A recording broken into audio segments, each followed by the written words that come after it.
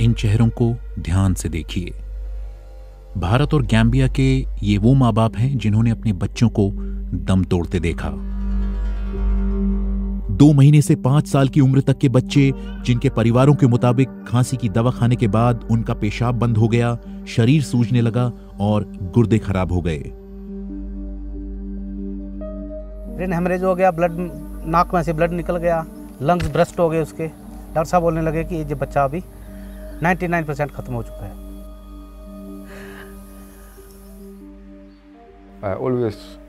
मुझे उसका चेहरा और उसकी आंखें हमेशा याद आती हैं, क्योंकि वो मेरी आंखों के अंदर देख रहा था। मैं भी उसकी आंखों में झांक रहा था। Serums produced by Maiden Pharmaceuticals Limited in India. विश्व स्वास्थ्य संगठन ने चेतावनी दी थी कि भारतीय कंपनी मेडन फार्मास्यूटिकल्स के बनाए 4 कफ सिरप द गैम्बिया में बच्चों की मौत से जुड़े हो सकते हैं और उनमें अस्वीकार्य मात्रा में डाइथिलीन ग्लाइकॉल और एथिलीन ग्लाइकॉल है। इनके शरीर में जाने से उल्टी, पेशाब ना आना, गुर्दे खराब होने आदि से जान तक जा सकती है। जब मुझे पता चलता है कि ये दवा भारत से है, मैं उस दवा को नहीं छूता। इस जहर ने कथित तौर पर द गैम्बिया में करीब 70 बच्चों की, जबकि भारत में एक मामले में कम से कम 12 बच्चों की जान ली। दवाई बनाने वाली भारतीय कंपनियों ने इन आरोपों से इनकार किया है। जम्मू और द गैम्बिया के इन परिवारों के बीच करीब 10,000 किलोमीटर की दूरी है, जिसको पाटता इनका एक जैसा दर्द है, एक जैसी न्याय मांगने की लड़ाई है जो अब भी जारी है। हम न्याय चाहते हैं क्योंकि हम नहीं चाहते कि ऐसा दोबारा हो। हम इंसाफ चाहते हैं। जो दवाई बनाने वाले हैं उनको कड़ी से कड़ी सजा मिलनी चाहिए। अभी के लिए मुझे सिर्फ न्याय चाहिए। ये उनकी कहानी है।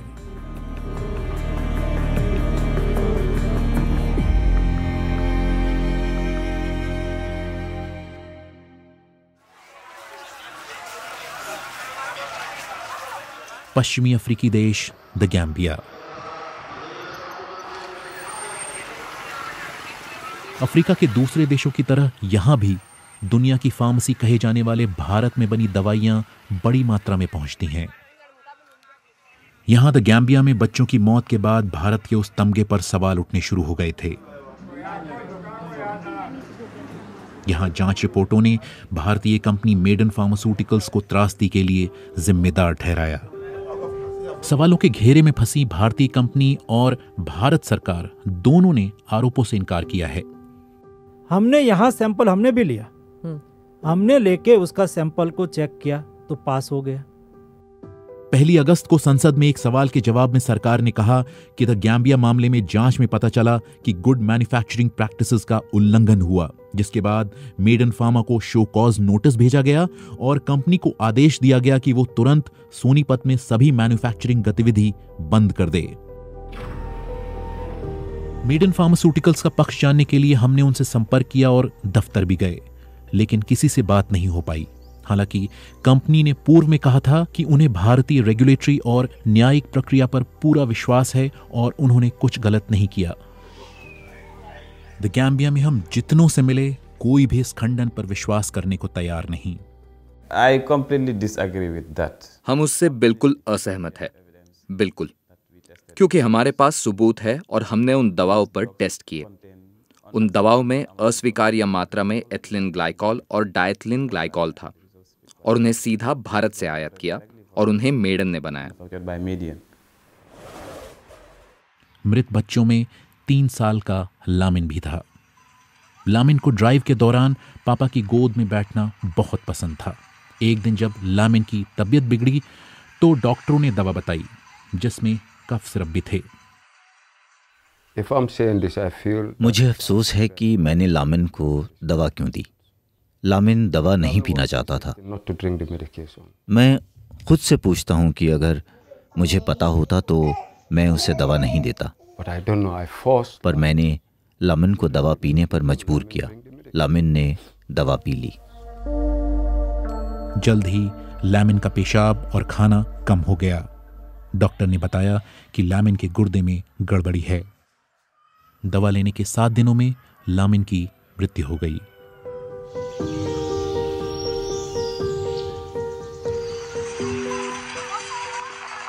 ऐसा ही कुछ 22 महीने की अमीनाता के साथ हुआ।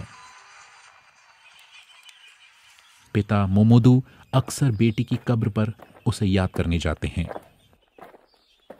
अमीनाता को भारी खर्च पर इलाज के लिए पड़ोसी देश सेनेगल भेजा गया।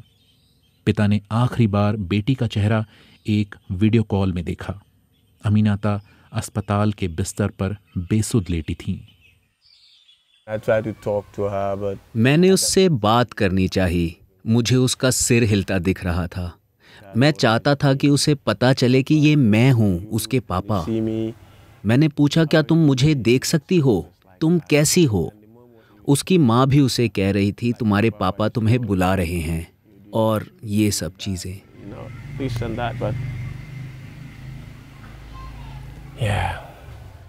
वीडियो कॉल के कुछ ही देर बाद अमीनाता नहीं रहीं।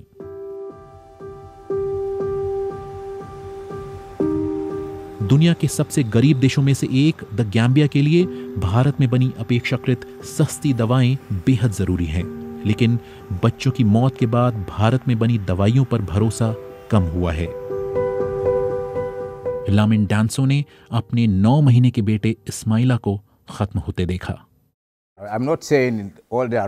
मैं ये नहीं कह रहा हूँ कि उनकी सभी दवाएं खराब हैं। मैं कह रहा हूँ कि मैंने जो भुगता उससे मुझ में भारत में बनी दवाओं को लेकर डर भर गया है। मैं दूसरों से भी कहता हूँ कि वो भारत में बनी दवाओं का इस्तेमाल ना करें, उनसे नुकसान हो सकता है। लेकिन जानकारों के मुताबिक फिलहाल भारत में बनी दवाइयों पर द गैम्बिया की निर्भरता जारी रहेगी। मैंने बहुत से दवा बेचने वाले दुकानदारों से बात की है। वो सभी भारत से दवा ला रहे हैं। ये दवाएं अमेरिका और यूरोप में बनी दवाओं से बहुत सस्ती होती हैं। अमेरिका और यूरोप। भारत का कहना है कि उसका दवा उद्योग गुणवत्ता से कभी समझौता नहीं करता,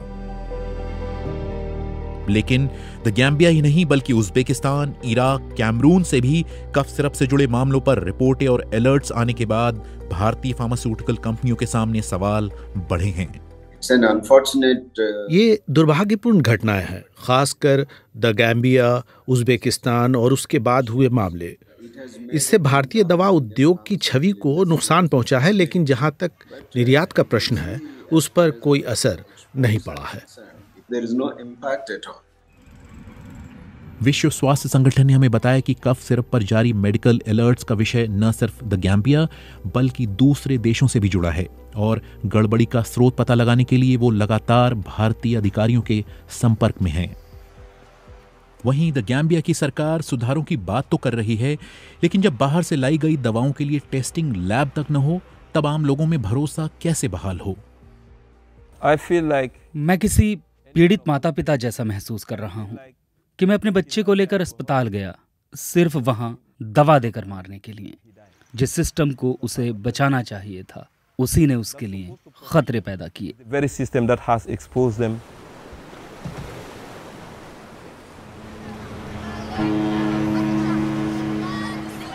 हम इस वक्त एक फेरी में हैं और गैम्बिया सेनेगल की जो सीमा है उस तरफ जा रहे हैं, क्योंकि हमें बताया गया है कि जो अधिकारी हैं उनके लिए एक बड़ी चुनौती है जो देश के भीतर सामान आ रहा है उसकी चेकिंग करना और उसके लिए जो ज़रूरी संसाधन हैं उनका उपलब्ध न होना।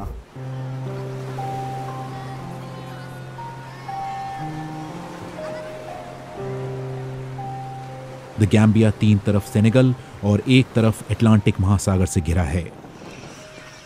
ये द गैम्बिया और सेनेगल के बीच की सीमा है, और अधिकारी मानते हैं कि द गैम्बिया की सीमा सुरक्षा कमजोर होने के चलते उसे आसानी से पार करने वाले लोगों और उनके साथ आने जाने वाले सामान पर नकेल कसना जरूरी है।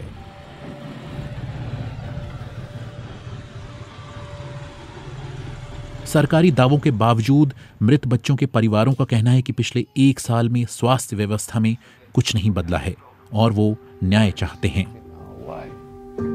न्याय की यही मांग आपको यहां से हजारों किलोमीटर दूर जम्मू के रामनगर में भी सुनाई देगी। दिसंबर 2019 और जनवरी 2020 में यहां परिवारों के मुताबिक कफ सिरप पीने के बाद कम से कम 12 बच्चों की मौत हो गई थी। 2.5 साल का अनिरुद्ध भी उनमें से एक था।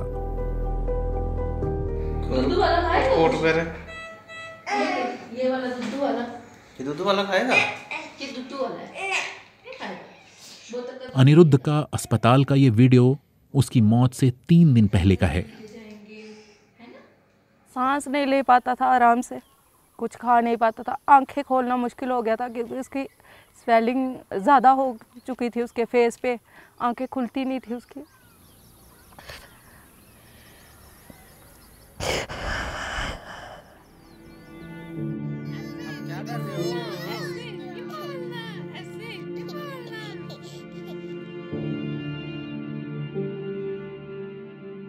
यहां रामनगर में परिवारों के मुताबिक जिन बच्चों ने कफ सिरप पिया उनमें से कुछ बच गए। पवन के परिवार ने बताया कि उसने भी वही सिरप पिया था। वो 3 महीने अस्पताल में रहे। पवन की आंखों की रोशनी और सुनने की क्षमता बहुत कम रह गई है और उनका ब्लड प्रेशर भी हाई रहता है। डॉक्टर ये बताते हैं ये बड़ा भी हो जाएगा क्योंकि ये बड़ा कोई काम नहीं कर पाएगा, क्योंकि कोई दौड़ नहीं पाएगा, कोई वजन नहीं उठा पाएगा, ऐसे जैसे हम काम करते हैं ऐसा नहीं कर पाएगा। दूर दराज इलाकों में रह रहे इन परिवारों से बातचीत में नाराजगी, बेबसी नजर आई कि काश कहीं कोई उनकी बात सुन ले। ये बेमौत मारे गए हैं।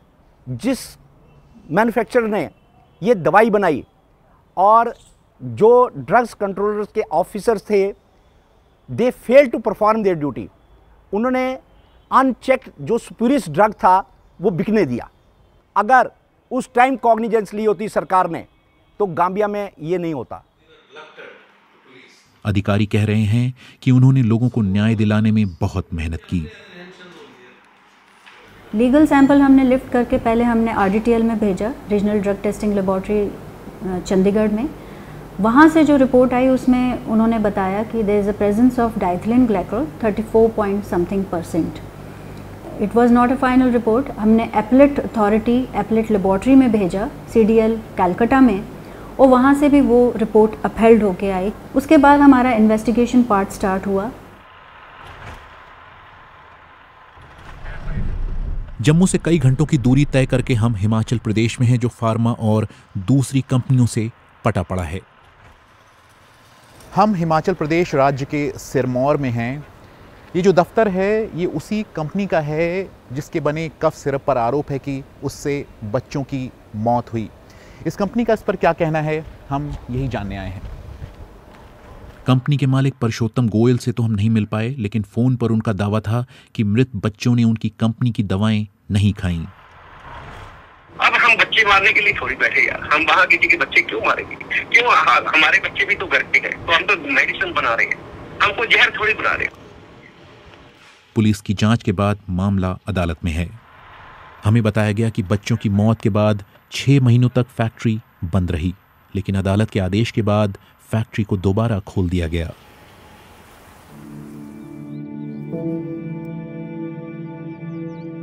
सर देख लो, इसको ही ये कोई बोलने वाला थोड़ी है। वो माँ बाप को भी पता है कि क्या बीतती है उस पर।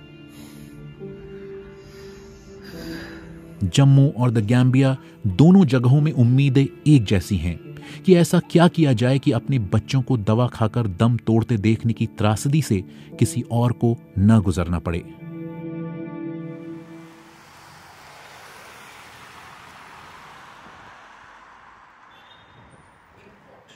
One of, I think, the key people who can help. भारतीय अधिकारी शायद इसे नियंत्रित करने में मदद कर सकते हैं। Authorities, regulatory authorities. वो दवा बनाने वाली कंपनियों को नियंत्रित करने में मदद कर सकते हैं। Manufacturers from those countries. बच्चों की मौत पर जांच रिपोर्ट के जारी होने के बाद माक्यू जैनी कायरा को पद से हटा दिया गया। पीड़ित परिवार एजेंसी पर काम में लापरवाही के आरोप लगाते रहे हैं।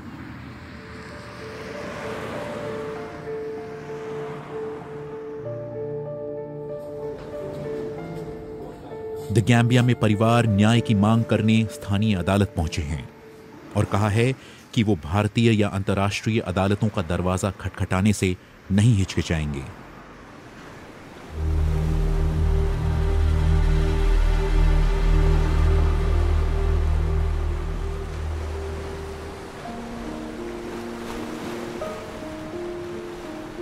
साढ़े 3 साल का कनीश 2 साल के बन्ना, 11 महीने की जानवी, 10 महीने की आईसाटू और कई नाम। परिवार चाहते हैं कि कानून पूरी सख्ती से दोषियों के खिलाफ काम करे और उन्हें पता है कि लंबी चलने वाली ये लड़ाई आसान नहीं होगी। डेवलिन रॉय के साथ विनीत खरे, BBC।